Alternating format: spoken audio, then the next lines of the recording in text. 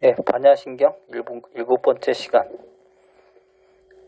무무명, 영무, 무명진 내지 무노사, 영무, 노사진. 허망한 육신을 나라고 하는 그릇된 생각도 없고 또한 나라는 그릇된 생각이 없어졌다는 생각마저 없으며 내지 늙어 없어진 것도 없는 것이다. 해설. 이 몸뚱이가 나고 다른 것은 다 나가 아니다. 이렇게 주관과 객관을 분별하는 최초의 생각, 이것이 근본 무명입니다. 이 허망한 육신을 나라고 생각하는 잘못된 어리석음을 무명이란 글자로 뒤집어 놓으니 현대인이 무슨 말인지 잘 모릅니다. 그러므로 무명이 없다는 말은 허망한 육신을 나라고 믿는 잘못된 생각, 그릇된 믿음이 없어졌다는 말을 뜻하는 표현입니다. 또 무명을 당한 것도 없다. 무무명진이란 말은 무명이 없다는 생각도 없어졌다는 뜻입니다. 허망한 육신이 내가 아니었구나 하는 생각이 남아있으면 역시 이것도 차원이 높은 한계의 주관이 되므로 또다시 주관 객관이 벌어지게 되며 그렇게 되면 역시 무명이 완전히 없어진 것이 아니라는 것입니다.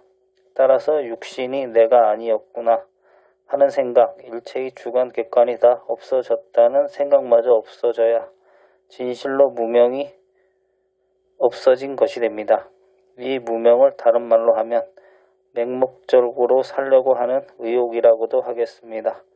오래 살고 싶어하고 영원히 그대로 존속되고 싶어하는 것, 이것이 생명의 특이성인데 그래서 자기 권속을 만들어 가지고 번창시키고 전 인류, 전 세계를 점령하고 싶은 것, 이것이 마지막에는 생존 경쟁으로까지 번집니다. 달 세계를 정복하려는 것도 이런 의욕이 실현입니다. 아들, 딸 낳아놓고 부부가 서로 닮았다고 좋아하는 것, 저를 닮게 하려는 것이 이것이 생명의 욕망입니다. 그래서 원숭이 새끼는 꼭 원숭이만 낳습니다. 사람과 비슷해서 조금만 더 변하면 사람과 같이 만들어질 것 같지만 몇천 년이 지나도 원숭이는 원숭이만 낳게 되면 원숭이도 수백 종류가 있지만 각각 자기 종류만 낳습니다. 이것이 무정 물질과는 다른 생명의 본질입니다. 만약 원숭이가 진화해서 사람이 됐다고 하면 깊은 산이나 창경원에서 매일 사람으로 되어 나와야 할 것입니다. 생명의 본체는 눈으로 볼 수도 없고 손으로 만질 수도 없는 것, 생기는 것도 죽는 것도 아닌 것입니다. 그러나 살아서 역력히 움직이고 있는 것, 이것이 우리 본래의 자신이고 생명의 실상입니다. 그러나 중생들은 육신을 나라하고 눈으로 보고 손으로 만질 수 있는 것으로 실상을 사르며 주관 객관을 세워서 인아산을 높이고 무명의 살림을 차립니다. 살림을 차린다고 하는 살림이란 말은 불교에서 경전 강의를 하는 것을 살림이라고 한 데서 비롯된 것입니다. 법화병 강의를 하는 것을 법화 살림한다 하고 화엄경 강의하는 것을 화엄 살림한다고 합니다. 살림의 산은 파이나산, 즉 나니 너니 하는 산을 부순다는 뜻이고 림은 양공덕림, 즉 무명이 없는 공덕의 숲을 기른다는 뜻입니다. 내 것이니 내 것이니 하고 시비를 다투는 그것 때문에 전쟁이 나고 내외간에 또 부모 자식 간에도 싸움이 생기고 원수가 됩니다. 자기 중심으로 제 욕심만 채우다 보면 내 것이니 내 것이니 하는 산이 자꾸 높아지게 되고 그러면 인생은 영원히 불행해집니다. 인류 사회가 이렇게 혼란해지고 전멸의 위기에 놓인 것은 알고 보면 나니 너니 하는 인하산이 극도로 높아졌기 때문입니다. 나를 위해서 내가 죽어라 하는 생각 때문입니다. 그래서 8만 대장경의 내용은 전부 인하산을 버리고 내 것이니 내 것이니 하지 말라. 오직 남을 위해서 살라라는 뜻입니다. 이나의 이는 남이라는 뜻이고 객관이란 뜻입니다. 나 아닌 일체의 우주를 남이라고 합니다. 육체 이것만 나고 다른 것은 다 남이라고 생각하는 이나산이 높아지면 높아질수록 무명은 더해가고 사회는 점점 더 혼란해집니다. 육체가 내가 아니다. 이렇게 마음을 턱 놓아버리면 아무 생각 없이 있는 힘을 다해서 농사짓고 장사하며 이 육체를 송두리째 남을 위해서 쓸 수 있습니다. 육체가 자기 상전인 줄 알고 마음이 육체의 종노릇을 하는 불쌍한 사람들을 돕는 데 쓰자는 것입니다. 그러면 내가 굶어 죽을 것 같지만 그런 것도 아니고 또 이 육체가 굶어 죽는다면 나는 부처가 됩니다. 남을 구제해주고 진리의 인연을 맺어 주는 것이 성불하는 방법입니다. 이와 같이 불교 사상으로 세상을 살면 무슨 일을 해도 능률이 오르고 괴로운 줄도 모르게 되며 머리도 아프지 않습니다. 아무 생각 없이 잡념 없이 하기 때문입니다. 가정 살림에도 이나산을 때려 부수고 살면 아주 행복해집니다. 좋은 것을 서로 먹으라 하고 따뜻한 자리에 서로 누우라 하고 내가 할 일은 물론 남의 일까지 해주고 은공은 다 돌려주고 하면 얼마나 행복하겠습니까? 그러니 나라는 생각, 육체가 나라는 이 무명을 부수지 않으면 안 됩니다. 숲을 임자는 양공덕림이라는 뜻이니 다른 사람만 이익하게 해주고 나는 항상 부처님 마음자리에 가까이 해서 자꾸 보살이 되고 부처가 되어가는 공덕의 숲을 기른다는 것입니다. 사람이나 물건이나 내 것을 차지하려고 들면 도리어 달아나게 마련입니다. 욕심을 부릴수록 점점 가난해지고 자꾸 내버릴수록 세계가 다 내 것이 됩니다. 부부간에도 당신 마음대로 하라고 하고 무슨 짓을 하든지 그저 위해 주기만 하면 절대로 다른 데로 가려고 하지 않습니다. 반대로 너는 내 것이야. 집에서 한 걸음도 나가지 말라고 심하게 구속을 하면 도리어 안 됩니다.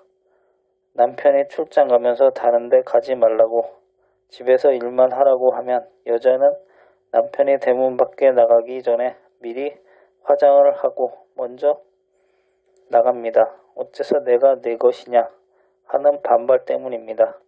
그러므로 사랑은 죄악이고 소유욕이 발로인 것입니다.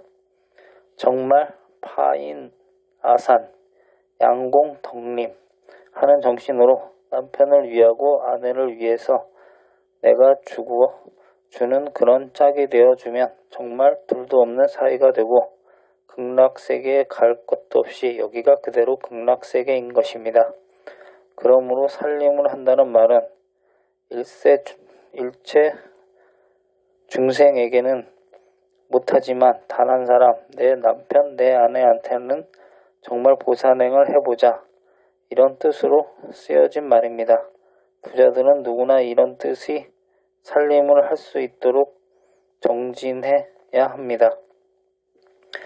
내지는 무명에서 노사까지의 12인연을 말합니다. 무명 다음에 오는 행식, 명색, 유깁, 촉수, 애, 취, 유, 생노사의 12가지 인연 법칙을 말하는데 일체의 삼라만상과 온갖 생명체의 생로병사하는 과정이 이 12가지 법칙에 의해 벌어지는 것입니다. 이것을 통틀어 한마디로 말하면 생사입니다. 생겨나고 죽고 또 생겨나고 죽고 하는 윤회의 계속을 말합니다. 천당에 갔다가 지옥에 갔다가 사람으로 또는 짐승으로 되는 윤회를 하는 것도 이 12인연의 법칙을 따라 거듭합니다. 이 이치를 깊이 생각하고 깨달은 사람을 독강, 나한이라 하고 제3자에게 설명을 듣고 깨달은 사람을 성문이라 합니다. 현대말로 바꾸면 자기 부재, 자아 상실의 밑바닥을 근본적으로 파헤쳐서 깨달은 것입니다. 철학자들이 요즘 인간 부재니 자아 상실이니 하고 강조하는 것도 12인연의 원리를 어렴풋이나마 깨친 것이라 믿습니다. 이렇게 12인연의 법칙에 전생이니 내생이니 하고 얽매여 살지만 모두가 꿈입니다. 허망함은 육신, 이것만 내라 하고 객관을 인정하다 보니 12인연이 벌어지는데 우리 마음의 착각으로 벌어진 것이 객관이지 객관이 따로 있는 것은 아닙니다. 내 마음의 그림자가 객관입니다. 생각 아닌 내가 생각을 일으켜서 이것이 주관, 저것은 객관이란 착각을 세움으로 볼 것도 많고 들을 것도 많아진 것입니다.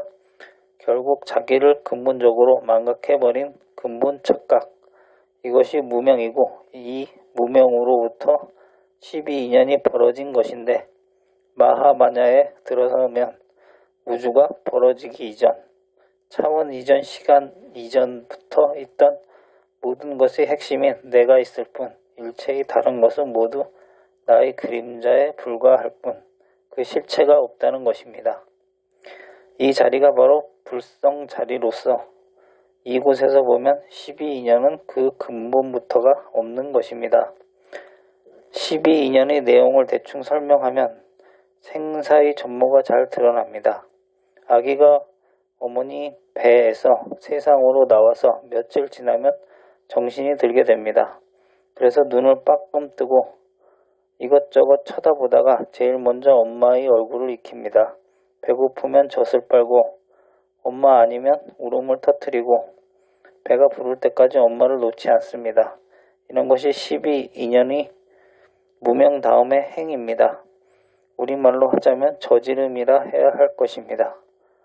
또 전생에 좋은 것은 취하고 나쁜 것은 싫어하고 하여 전생에 지은 선악의 저지름이 금생이 업이 되고 운명이 되고 식이 되는데 이것이 행입니다. 그 다음은 명색이라 하는 것은 의식과 육체가 한데 합해진 최초의 생명을 말합니다. 태 속에 있는 피텅이 어린아이, 아직 아무 의식도 없고 눈, 코, 귀 같은 오관이 생기기 전에 한 개의 형체가 엉클어져 있는 상태를 말하는데 그러나 그 속에는 분명히 아기심을 가진 생명이 깃들어 있습니다. 이것을 명색이라 합니다.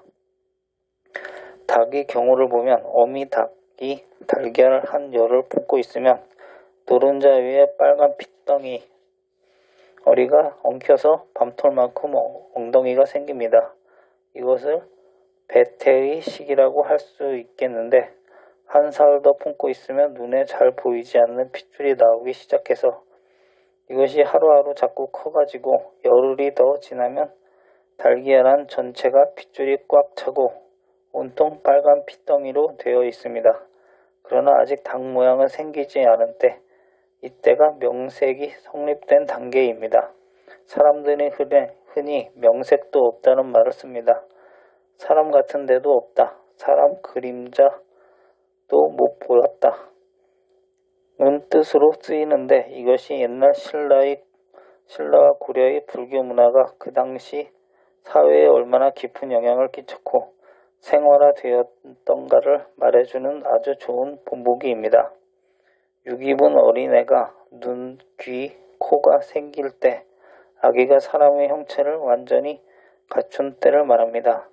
명색이 성립되고 한두 달 지나가면 아기의 모습이 개구리의 모양으로 되는데 이것이 완전한 사람의 모습이 아닙니다. 닭의 예로 보면 밤톨 같았던 핏덩어리의 끄트머리가 닭의 주둥아리가 되고 또 옆에서 팔이 나오고 오장육부가 생기고 12일이 다시 지나면 뽀얀 솜털이 나오게 되는데 이렇게 눈, 귀, 코, 몸, 혀 등의 형체가 완전히 갖추어진 것을 6입이 완성된 것으로 봅니다. 오관을 갖추었다는 뜻입니다. 불교에서 6입이라고 하는 것은 오관이 있는 외에 의식작용을 할 수 있는 육식을 인정하는 때문입니다. 그리고 오관의 이 정신작용을 하나 보탠 육관을 육근이란 말로 부릅니다. 이렇게 해서 280일이 되면 어머니를 버리고 바깥 세상으로 나오게 되는데 세상에 나오고 나면 육근을 통해서 감촉작용을 합니다. 태중에 있을 때는 극락세계처럼 부드럽고 편했지만 세상에 나오고 나면 첫째 독한 공기를 마셔야 합니다. 공기가 대기에 큰 압력을 가하고 콧구멍을 뚫고 들어가니 최루탄 터지는 정도가 아닙니다. 모태에서는 호흡도 안하고 도인이 되다시피 하여 살다가 호흡하면서부터 살아야겠다는데 맹목적인 의욕으로 호흡을 계속합니다. 자꾸 커질수록 우환을 통해서 보기도 하고 듣기도 하고 냄새도 맡고 뜨겁고 차가운 것을 느끼며 몸이 배기면 돌아 눕기도 하는데 이러한 것이 촉입니다. 이렇게 오간 바깥 경계에 접촉을 하면 뜨겁다, 부드럽다, 빛깔이 있고 없다 등의 느낌이 생기는데 이것을 수라고 합니다. 감수한다는 뜻입니다. 이렇게 되면 처음에는 단맛과 쓴맛, 감수하다 보면 쓴맛은 싫어하고 단맛은 좋아하는 애착이 생깁니다. 달콤한 전맛에 애착이 생겨서 배가 불러도 자꾸 빱니다. 욕심이 생기고 애착이 생기므로 이것을 에라 합니다. 그 다음에는 엄마를 아무데나 못 가게 해야겠구나 하는 즉 제 것을 만들어야 하겠다는 생각이 듭니다. 쟁취를 해야겠다는 본능이 생겨서 다른 아기가 자기 엄마에게 안기면 막 웁니다. 내가 엄마한테 내가 왜 안기느냐 하는 욕심입니다. 어머니에게 뿐만 아니라 장난감, 좀 더 커지면 돈, 재산 등을 가지려 하는 소유 본능이 생깁니다. 이것을 취라고 합니다. 이와 같은 애착과 소유 욕망으로 살다 보면 이것이 관습이 되고 업이 되어 무서운 힘을 가지고 우리를 지배하게 됩니다. 이것을 유라고 하는데 이 업에 의해서 다음 생이 좋게도 나쁘게도 결정됩니다. 이렇게 해서 몸뚱이가 태어난 날부터 1초 1초 달라지고 한두 달, 한 살, 2살 먹을수록 피부는 자꾸 거칠어지고 굳어집니다. 이것이 늙어지는 것 아닙니까? 그러니 뱃속에서 나오면서 늙기 시작합니다. 그러다 보면 병이 나고 자꾸 피가 모자라고 오장육부에 어딘가 잘못되어 그럽니다. 좋은 것을 많이 먹겠다고 야단이지만 그것이 찌꺼기가 되고 독이 되어 몸에 남습니다. 그것은 요강에 오줌 독이 남아있는 것과 같습니다. 산삼을 먹었더라도 찌꺼기가 남아서 신경이나 혈관이나 세포에 끼어들고 노폐하게 됩니다. 그러므로 건강한 것 같지만 누구나 병이 없을 수 없게 마련이고 이것이 차차 죽어지는 것입니다. 이렇게 해서 우리 일생은 생로병사로 끝나게 마련입니다. 이것을 12인연이라고 하는데 이 12인연의 업이 얼마나 무거운 것인지 그 예를 하나 들어보겠습니다. 옛날에 어떤 노장이 일생 동안 쓰지 않고 모은 돈 15냥이 있었는데 아무도 없을 때면 몰래 이것을 꺼내가지고 세어보곤 하다가 방벽 구성에 구멍을 뚫고 그 속에 넣어둡니다. 그리고 종이로 덮어 두었다가 밤이면 베기도 하고 끌어안고 자기도 했습니다. 그 노장이 죽은 뒤 노장의 상자들이 그 방에 살게 되었는데 몇 달이 지난 뒤부터는 가끔가다 벽 속에서 부스럭 소리가 나기 시작했습니다. 가만히 살펴보니 구렁이가 돈 15냥을 끌어안고 있더랍니다. 처음에는 가느다란 실구렁이였는데 한 달쯤 되니 손가락만한 구렁이가 되어서 돈하고 같이 있더라는 것입니다. 이것은 노장이 돈 15냥을 욕심내서 잊지 못하고 죽었기 때문에 죽어서 구렁이로 태어났다는 것입니다. 이것이 즉 업보고 이 업보가 다음 생의 모든 것을 결정하는 힘이 되고 이렇게 하여 12인연의 윤회가 벌어집니다. 그러니까 어떤 생각이 일어나는 것과 동시에 행동이 뒤따릅니다. 좋은 일이나 굳은 일이나 간에 저지르게 되고 이것이 되풀이 되면서 한 개의 버릇으로 형성되는데 이 버릇은 다시 성격화하고 생리화합니다. 육체가 나다 하는 착각, 오래 살고 싶은 욕망, 이것 때문에 결국 육신을 보호하기 위해서 의식주를 구하기 위해서 온갖 욕심을 채우기 위해 법을 짓기 마련입니다. 육체 자체를 나라고 생각하기 때문에 착한 일을 해야 유리할 듯하면 착한 일을 하고 악한 일을 해야겠다 하면 경우에 따라서는 사람을 죽이기까지 합니다. 이와 같이 저지르는 행동이 반복되는데 따라서 불량배로도 굳어지고 협작꾼, 아편장애로도 되며 훌륭한 사람으로도 됩니다. 그러니 모든 것을 내게 돌이켜 참여할 줄 알고 이나산을 부수고 나를 없애버리고 모든 사람을 대해 줄 알라는 것입니다. 그러면 몇 겁을 맺은 원수라도 다 풀어집니다. 모든 것이 다 나에게 책임이 있는 것입니다. 모든 것은 다 나에게 돌이킬 줄 알아야 행복을 찾을 수 있습니다. 온갖 허물이 다른 사람에게만 있다고 하면 이런 사람은 가는 데마다 지옥을 만듭니다. 아무리 싫다고 이혼하자는 남편에게도 저녁마다 108번씩 절을 해주고 내가 잘못했다고 진실로 참회하면 아내를 싫어하던 남편의 마음이 저절로 풀어지게 됩니다. 이렇게 하는 기도가 가장 진실한 기도고 가장 바로 믿는 신앙입니다. 참 죄는 나에게 있다. 절대 남이 잘못했다고 하는 생각을 두지 말자. 저 사람을 기쁘게 하여 좋은 사람 만드는 것도 내가 할 수 있고 독사처럼 나쁜 사람으로 만들 수 있다. 내 것도 본래 없고 육체가 내가 아니다. 이런 마음으로 닦아나가면 12인연의 업은 모두 없어집니다. 내 것이 없는 마하바냐의 마음자리에 들어서고 보면 무명이 없는 것처럼 12인연이 없고 12인연이 없다는 생각마저 없게 됩니다.